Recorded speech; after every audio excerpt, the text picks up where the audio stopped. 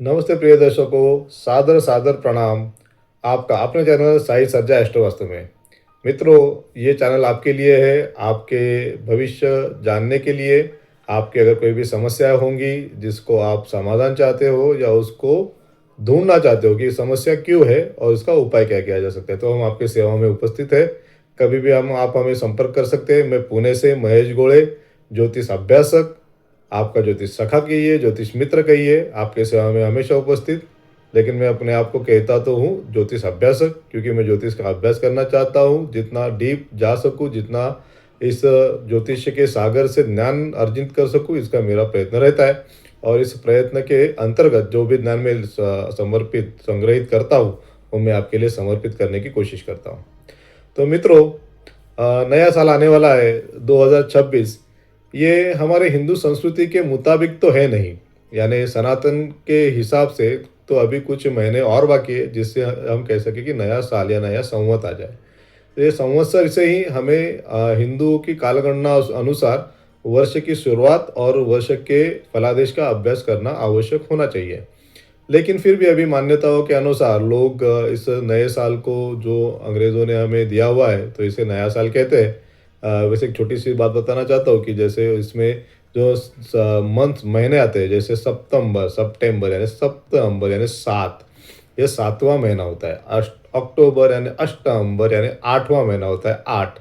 नवंबर यानी नवंबर यानी 9वां महीना होता है। और दिसंबर जिसे एक्स मास यानी 10th, जो एक्स का सिंबल होता है जिसे 10 कहते हैं, वो एक्स मास, मास यानी महीना, दशम यानी 10वां महीना।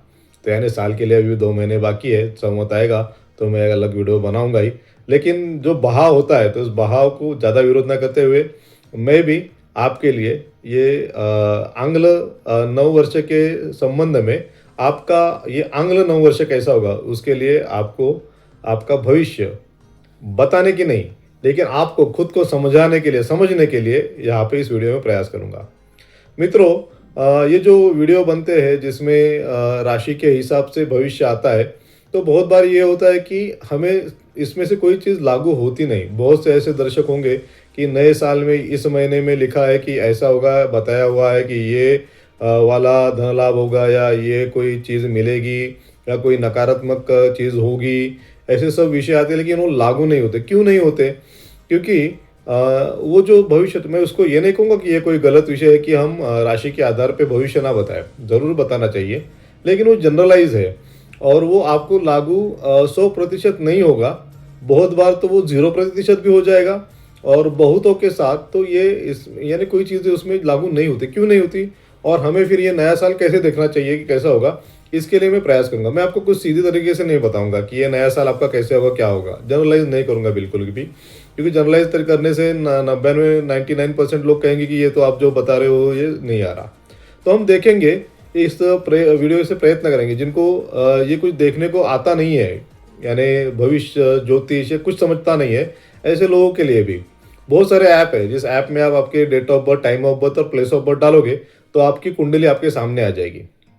तो आपको क्या करना है कि आपको अपनी कुंडली, कोई भी ऐप से आप जहाँ पे फ्री में हो, पैसा खर्चा ना हो, ऐसे से कोई भी ऐप पे जाइए, वहाँ से अपनी कुंडली खोलिए। खोलने के बाद एक चीज़ आपको पहले देखनी है, वो है कि आपको ये देखना है कि आपके इस कुंडली के माध्यम से आपकी महादशा कौन से ग्रह की चालू है। आप ये हम आपको दिखा रहे हैं यहाँ पे, आप देख सकते हैं। हम जो भी हम बता रहे हैं आपको, उसका जो प्रैक्टिकल स्वरूप में वो कैसे होता है, एक ऐप के माध्यम से जो हम इस्तेमाल करते हैं, उसके माध्यम से आपको बताएंगे भी कैसा देखना है। तो आपको देखना है कि महादशा कौन से ग्रह की शुरू है। अभी इसमें कैटेगरी कैसी होती है कि कुछ ग्रहों को शुभ फल प्रदाता ग्रह कहते हैं। अब लोग उसे शुभ ग्रह कहते हैं, मैं शुभ फल प्रदाता ग्रह कहता हूँ, क्योंकि ग्रह खुद खुद के माध्यम से खुद कुछ देते नहीं है। तो हमारे कर्म है, उस कर्म को खाली डिकोडिफाई करना और उसको उस हिसाब से आपको फल देना, उनका उतना ही काम होता है। अपने जेब से वो कुछ डालते नहीं है। तो शुभ फल प्रदाता ग्रह कौन से है? चंद्र महाराज, गुरु महाराज, बुध महाराज, शुक्र महाराज, ये 4 जो ग्रह है ये शुभ फल प्रदाता कहे जाते हैं। इनके समय में, इनके दशा अंतरदशा काल में हमें शुभ परिणामों की प्राप्ति सहसा होती है।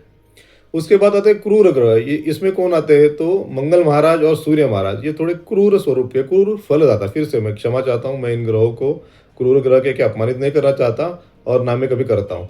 तो क्रूर फलदाता यानी हमारे जो फल है, कर्म है, जो कोई बुरे कर्म हमारे थोड़े से थोड़े अधिक होंगे उसके फल देने का काम ये दोनों ग्रह करते हैं। और उसके बाद अशुभ फल प्रदाता ग्रह, अशुभ ग्रह फिर से नहीं कहूंगा, अशुभ फल प्रदाता ग्रह कौन से है? शनि महाराज, केतु महाराज और राहु महाराज। जो हम बुरे कर्म करते हैं उनके फल देने का काम ये तीनों करते हैं। इसलिए ये तो बड़े, मेरे हिसाब से तो बड़े महान ग्रह है। जो आदमी इंसान बुराइयों के साथ चलता है उसके बुरे कर्म का फल देके उसको असली रास्ते पे लाने का, सही रास्ता दिखाने का, भगवान के रास्ते में लाने का कार्य जो अगर कोई करता है तो ये तीन उत्तमोत्तम ग्रह करते हैं। तो आपको देखना है आपकी दशा कौन से ग्रह की चल रही है। अगर वो शुभ ग्रह की चल रही है या कोई अशुभ ग्रह, अशुभ फल प्रदाता या शुभ फल प्रदाता ग्रह की चल रही है या क्रूर फल प्रदाता ग्रह की चल रही है, वो नोट करना है। और उसमें अंतरदशा देखनी है। आप देख सकते हैं यहाँ पे आपको, हम जैसे मैंने कहा हर वाक्य पे जहाँ जहाँ पे हमें आपको बताना है कि क्या देखना, कैसे देखना, हम आपको यहाँ पे इंडिकेट करवा रहे हैं। तो दशा और अंतरदशा किन ग्रहों की है? अगर दशा और अंतरदशा दोनों भी अशुभ फल प्रदाता ग्रह की या क्रूर ग्रह की, या दोनों कॉम्बिनेशन, अशुभ फल प्रदाता ग्रह हो या क्रूर ग्रह, इन पांचों ग्रहों में से अगर पांचों में से दो ग्रह आपके कुंडली में महादशा और अंतरदशा में है तो आपका ये जो आने वाला साल है वो साल निश्चित ही कांटों भरा होगा, या जो शुभ परिणाम होंगे ये बहुत कम होंगे। ठीक है, इसमें अगर दोनों भी शुभ फल प्रदाता ग्रह हो तो आपको आपका ये जो आने वाला समय होगा वो अच्छे फलों का देने वाला, अच्छे फलों को प्रदान करने वाला होगा। और कॉम्बिनेशन एक पाप फल प्रदाता या क्रूर फल प्रदाता ग्रह और एक शुभ फल प्रदाता ग्रह हो तो ये 50-50 यानी कभी खुशी कभी गम, इस तरह के परिणाम देने वाला वर्ष रहेगा। फिर इसके ऊपर आगे क्या करें? एक तो हमने देखा कि हमारा आने वाले साल में दशा अंतरदशा कौन सी है। शायद ऐसा होगा कि साल में कभी कहीं पे भी दशा खत्म होकर दूसरे ग्रह की होती, तब तक समझो आपके साल की शुरुआत हो गई है शनि महाराज के महादशा से, और ये इनकी महादशा आपके जून में आने वाले 26 में जून में उनकी महादशा खत्म होके उसके आगे बुध महाराज की महादशा शुरू होती है। तो क्या होगा, जून तक आपके शनि महाराज के परिणाम जो होंगे वो परिणाम आपको थोड़े से नकारात्मक स्वरूप से, यानी आपको हानि, यानी आपको सिखाने वाले, जैसे मैं कहता हूँ कि कोई बुरा नहीं होता, हमारे बुरे कर्मों का फल देने वाला। और उसके आगे बुध महाराज होंगे आपके अच्छे कर्म के कारक, यानी अच्छे फलों के देने वाले, फल प्रदाता देने वाले ऐसे ग्रह अगर उनकी महादशा शुरू होती तो उसके आगे का समय जो होगा वो थोड़ा अधिक अच्छा होगा। तो इस तरह से हमको दशा और महादशा देखना है। ये देखते हुए और एक चीज हमें देखनी है आपकी कुंडली में, कि कुंडली में हमारे ये जो कोई भी ग्रह है ये कहीं 6, 8 और 12 इन घरों में तो नहीं बैठे। अगर कोई भी ग्रह 6, 8, 12 में है तो उसके अनुरूप आपको उस तरह के थोड़े से कम शुभ परिणाम, यानी 6 में है तो ऋण रोग शत्रु से आपको युक्त करेंगे।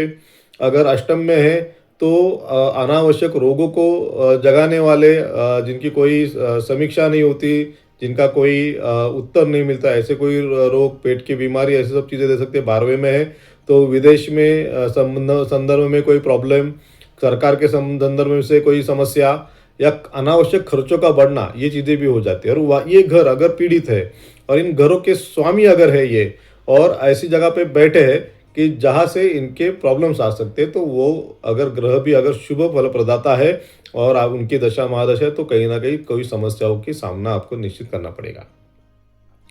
तो हमने ये देखा। और दूसरा, अगर इनके साथ पाप फल प्रदाता ग्रह आते हैं और ऐसे कोई दोष आपके कुंडली में बने जो आपकी मूल कुंडली है, इसमें अगर दोष, कौन से दोष बने हैं कि राहु महाराज बैठे गुरु महाराज के साथ, तो क्या बनेगा, वहाँ पे एक आपका चांडाल दोष बन गया। मंगल महाराज के साथ बैठेंगे राहु महाराज तो क्या बनेगा, वहाँ पे अंगारक दोष बन गया। बुध महाराज के साथ बैठे तो क्या हो गया, जड़ तो दोष बनेगा। ये केतु महाराज बैठे तो उनके भी अलग अलग दोष बनेंगे। या दृष्टि से, यानी राहु महाराज केतु महाराज की 3 दृष्टियाँ 5, 7 और 9 इन शुभ फल प्रदाता ग्रहों पे आ गई तो भी उनका फल देने का स्वरूप जो है कम हो जाएगा। शनि महाराज की 3 दृष्टियाँ होती है, 3, 7 और 10। अगर इनकी दृष्टि अगर चंद्र महाराज के साथ ऊपर आ गई है, चंद्र महाराज के साथ बैठे तो विषय दोष हो गया, यानी आपके मानसिक स्वास्थ्य में ये कमी करेंगे। आपके कुंडली में मूलतः, और सूर्य महाराज के साथ बैठे शनि महाराज और या उनकी दृष्टि आ गई सूर्य महाराज पे, तो वहाँ पे अंधक दोष हो गया, जिससे आपके पिताजी को तकलीफ होती है या आपको सरकार की तरफ से हानि पहुंचती है। तो ये बेसिक नियम है ज्योतिष के। तो ये अगर आपके मूल कुंडली में ऐसा कोई विषय नहीं है, वहाँ पे अच्छे शुभ परिणाम, यानी केंद्र में आपके शुभ ग्रह बैठे, उच्च के हो, गुरु महाराज उच्च के हो केंद्र में हो, चंद्र महाराज उच्च के हो केंद्र में हो, गुरु महाराज और चंद्र महाराज साथ में बैठ के गज केसरी योग बनाते हो, या जो भी जो शुभ ग्रह ये अगर आपके केंद्र में आते उच्च के बनते, तो अलग अलग मालव्य योग हो गया वैसे जैसे, तो ऐसे कोई योग बनाते हो तो आपको उसका अधिकाधिक लाभ मिलेगा। और ये जो ग्रह है आपके लाभ भाव में, यानी 11वें नंबर के घर में तो कोई भी अशुभ ग्रह, अशुभ फल प्रदाता ग्रह होगा तो भी चलेगा। तो लाभ भाव में अगर कोई ग्रह बैठा है, उसकी दशा अंतरदशा आ गई तो भी आपको लाभ मिलेगा। नौकरी के दशम भाव के स्वामी है, नौकरी के भाव में बैठे हैं, दशम करियर के भाव में बैठे हैं, तो वहाँ से नौकरी के लाभ मिलेंगे। सप्तम भाव में बैठे हैं तो सप्तम के यानी आपके परिवार के सुख के लिए या करियर, आपके जो बिजनेस है उसके लिए अच्छा या बुरा होगा, जैसे फल प्रदाता ग्रह है, जैसे वहाँ पे दोष या वहाँ पे योग बने हैं। तो हमने दशा देख ली, महादशा देख ली, उससे हमें मोटा मोटी ये पता चलेगा कि हमारी दशा कौन सी, महादशा कौन सी। उससे हमारा जो साल है, अगर एक ही ग्रह के महादशा में है और दूसरे ग्रह के अंतर्दशा में, तो उस स्वरूप के फल मिलेंगे, अच्छे या बुरे। आधा अच्छा फल प्रदाता ग्रह की दशा है, आधी बुरा फल प्रदाता यानी अशुभ फल प्रदाता ग्रह की महादशा है, वैसे ही अंतर्दशा है। तो उस तरीके से सम्मिश्र अच्छे या बुरे ऐसे परिणाम हमें साल भर देखने को मिलेंगे। इसके बाद आता है गोचर। आपको देखना है आपके जो ग्रह है, ज्योति है, जैसे मैंने कहा कि दोष या पॉजिटिव प्रभाव ऐसे कौन कौन से घरों में बैठे बने हुए हैं। जब भी ये ग्रह गोचर करेंगे, गोचर यानी क्या होगा कि किस राशि में है और किस राशि में जाने वाले हैं। जैसे गुरु महाराज है तो ये 1 साल भर का समय लेते हैं, अभी थोड़े तीव्र गति से गतिमान है तो थोड़ा बहुत आगे पीछे चलेंगे। जैसे अभी वो मूलतः 3 नंबर की राशि में बैठे हैं, 4 नंबर में जाएंगे, फिर से 3 में आएंगे और 1 साल का क्रमण अपना करेंगे। जिनके भी कुंडली में ये 3 नंबर से संबंध बनाते हैं, यानी वहाँ पे बैठे हैं और वहाँ पे उनकी दृष्टि है और वो 3 नंबर की राशि जहाँ पे बनी है उस संबंध के अच्छे फल गुरु महाराज देंगे। उसी तरह शुक्र महाराज, इनकी राशियाँ कौन सी बनी है और ये अपनी राशियों को जब भी अपने जो मूल आपके कुंडली में इनका स्थान है, समझिए शुक्र महाराज आपके कुंडली में दूसरे घर में बैठे हैं और गोचर में जब भी ये 2 बार आएंगे, एक बार जब वो उस घर में जाके बैठेंगे, क्योंकि इनकी गति कितनी होती है 45 दिन में राशि बदलते हैं। तो जिस दिन उस राशि में उस घर में आएंगे जहाँ पे कुंडली में मूल कुंडली में बैठे हैं या उससे सप्तम घर में जहाँ से इनकी दृष्टि उस घर पे पड़ेगी, तो ये 2 चीज़ों में शुक्र महाराज आपको उन अपने गोचर में 2 बार साल में अच्छा फल देने का प्रयास करें। अगर ये धन भाव के में बैठे तो धन देने का काम करेंगे उन 2 महीने में, या अगर ये आपके नौकरी के भाव में है तो नौकरी में बदल करने का, नौकरी में कुछ अच्छा आपको परिणाम देने का काम करेंगे, या फिर समझिए ये सप्तम भाव में बैठे तो आपको आपके दाम्पत्य में अच्छा समय देंगे उस 2 महीनों में। आप अगर शेयर मार्केट में है या अगर आप व्यवसाय में है, उस संबंध में व्यवसाय कर रहे हैं तो व्यवसाय में आपको लाभ देने का काम उस 2 महीनों में करेंगे। इसी तरह अगर षष्ठम में तो नौकरी में कुछ अच्छा काम, अच्छा फल देने का काम करेंगे। 12वें में तो विदेश से लाभ दिलवाएंगे इन 2 महीनों में 2 बार साल में। तो ऐसा होगा। बुध महाराज अगर ये आपके वही चीज़ जहाँ पे बैठे मूल कुंडली में वहाँ पे 2 बार आएंगे, एक बार आएंगे, एक बार दृष्टि डालेंगे, उस 2 महीनों में आपको अच्छा फल देंगे। चंद्र महाराज के भी लिए तो हर 2.5 दिन में वो अपनी राशि बदलते हैं। जब भी उनका गोचर यानी कब कैसा होता है, हर 2.5 दिन करके 1 महीने के अंदर पूरे 4 सभी 12 भाव में घूमते। जब भी वो अपने स्वामित्व वाले भाव में जहाँ पे मूल कुंडली में विराजमान है, अच्छे है, तो वहाँ पे अच्छा फल देंगे। अगर पीड़ित है तो थोड़ा पीड़ित वाला फल देंगे। तो ये इस तरह से हमें अपनी ये पूरा साल देखना है। मैं अगर आपको बताना चाहूँगा तो सबका एक साल में एक साथ में भविष्य नहीं बता पाऊंगा। अगर मैं जनरलाइज करूंगा तो ये आपके लिए लागू नहीं होगा। लेकिन आपको इस तरह से अपनी कुंडली की बेसिक चीज़ें देख के अपना जो साल है वो कैसे जाएगा वो देखना है। उसी तरह हम ये दशा अंतर्दशा करने के बाद विंशोत्तरी प्राण दशा में आते हैं, जो अंततः हर दिन में एक ग्रह से हमारा दिन प्रभावित होता है और उसका वारेश यानी समझिए गुरुवार है और उस दिन गुरु का ही आपके विंशोत्तरी प्राण दशा में उनका गोचर है। वहाँ पे आने वाले हैं, तो आपको गुरु महाराज के संदर्भ में समझेगा कि गुरु महाराज क्या आते हैं। तो हमको वही देखना है रोज के रोज कि आज कौन से ग्रह से हम प्रभावित है और हमें हमारा आज का दिन कैसे गया। और कुछ ज़्यादा करने की जरूरत नहीं, रोज आप नोट कीजिए कि आज कौन से ग्रह का मेरे लिए मान था और उस दिन में मेरा दिन अच्छा व्यतीत हुआ या बुरा व्यतीत हुआ, और उस हिसाब से आपको रोज नोट डाउन करना है, चेक करना है कि कौन सा ग्रह मुझे अच्छा फल दे रहा है और कौन सा ग्रह मुझे अच्छा फल नहीं दे रहा है। उससे आपको पता चलेगा आपके कुंडली में कौन से ग्रह की आपके लिए अच्छा करने की क्षमता है और किसकी नहीं है, और फिर उसके उपाय आपको करने चाहिए जिससे आपको बुरे परिणामों से बचा जा सके और आपके अच्छे परिणामों को अच्छा किया जा सके। ये बहुत आसान तरीका है। साल का भविष्य देखते हैं उसी तरह दिन का देखिए और आप मार्क कीजिए कि आपके कौन से ग्रह अच्छे, और देखते जाइए कि गोचर में कौन कौन सा ग्रह हमारे कुंडली के हिसाब से कैसे आने वाले, और उस हिसाब से आप आपके भविष्य का, पूरे साल भर के भविष्य का नियोजन कर सकते हैं, देख सकते हैं, चेक कर सकते हैं, उपाय कर सकते हैं, और उस तरीके से अच्छा परिणाम आप अपने जीवन में खुद के खुद देख के ला सकते हैं। हिंदू सनातन धर्म में इतना अच्छा ज्ञान दिया है। पहले के ज़माने में सभी लोगों को अपनी कुंडली देखना, उसके अनुसार उसके ऊपर अमल करना और अपना जीवन सुखमय, समृद्धमय, आनंदमय करना ये आता था। आज हम कलयुग में है, इस ज्ञान का प्रसार कम हुआ है। बहुत जगह पे हिंदू सनातन धर्म के शास्त्रों को अपमानित करने का, प्रताड़ित करने का, उस माध्यम से हिंदू धर्म को प्रताड़ित करने का विषय पूरे विश्व में चल रहा है। हम देखते हैं षड्यंत्र हो रहे हैं, और इस माध्यम से इतना उचित, इतना समृद्ध ज्ञान जो हमें विरासत में मिला है, इसे हम खो रहे हैं। मेरा उद्देश्य इतना ही है कि आप अपनी कुंडली देखना सीखें, उसके माध्यम से उपयुक्त लाभ पाना सीखे। यही मैं चाहता हूँ। इस वीडियो के माध्यम से अगर कोई दर्शक इतना कर पाया, इतना कर सका, तो मैं समझूंगा मेरे इस कार्यक्रम का उद्देश्य सफल हुआ।